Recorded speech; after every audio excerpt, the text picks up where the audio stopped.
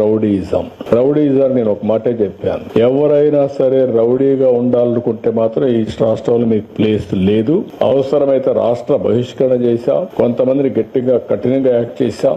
దాంతో రౌడీలు అనే వాళ్ళు కూడా ఎక్కడా లేకుండా పోయే పరిస్థితులు. ఒకప్పుడైతే గల్లీకి ఒక రౌడీ, వీధికి ఒక రౌడీ కూడా తయారై పెద్ద ఎత్తున సెటిల్మెంట్ వీళ్లే, భూ కబ్జాలు వీళ్లే, ఊర్లో పెత్తనం వీళ్లే, వీళ్ళ ఇష్ట ప్రకారం చేస్తే అవన్నీ కంట్రోల్ చేశాం. కానీ 1924 లా అండ్ ఆర్డర్ విచ్చలవిడిగా భ్రష్టు పట్టించారు. ఇంకొక పక్కన అనేక సమస్యలు వచ్చాయి. తిరుమల తిరుపతి దేవస్థానం అపవిత్రం చేసే పరిస్థితికి వచ్చారు. భక్తుల మనోభావాలు దెబ్బతినే పరిస్థితికి వచ్చాయి. ఇంకొక పక్క ఒకప్పుడు తిరుపతిలో నేను చూశాను. నేను ఒకప్పుడే తిరుపతిలో కూడా లా అండ్ ఆర్డర్ లేకపోతే పోరాడాం. చిత్తూరు జిల్లాలో లా అండ్ ఆర్డర్ లేకపోతే గట్టిగా ఫైట్ చేసి మళ్ళా లా అండ్ ఆర్డర్ రెస్టోర్ చేసే పరిస్థితికి వచ్చాం. ఎప్పుడు కూడా నేను అధికారంలో ఉన్నా, అపోజిషన్ లో ఉన్నా లా అండ్ ఆర్డర్ చేతికి తీసుకోవడం కానీ యాంటీ సోషల్ ఎలిమెంట్స్ ని ప్రోత్సహించడం ఎప్పుడు జరగలేదు. నేను ఎప్పుడో ఒక మాట చెప్పేవాడిని, ఎవడైనా సరే హత్యలు చేసేవాళ్లు తప్పకుండా వీళ్ళు కూడా పోస్ట్ మార్టం తప్ప వేరే ఉండదు. ఆ విషయం వీళ్ళు గుర్తుపెట్టుకోవాలని. ఎందుకంటే నేను లా అండ్ ఆర్డర్ మీద ఒక ప్రశాంతంగా ఉండాలి,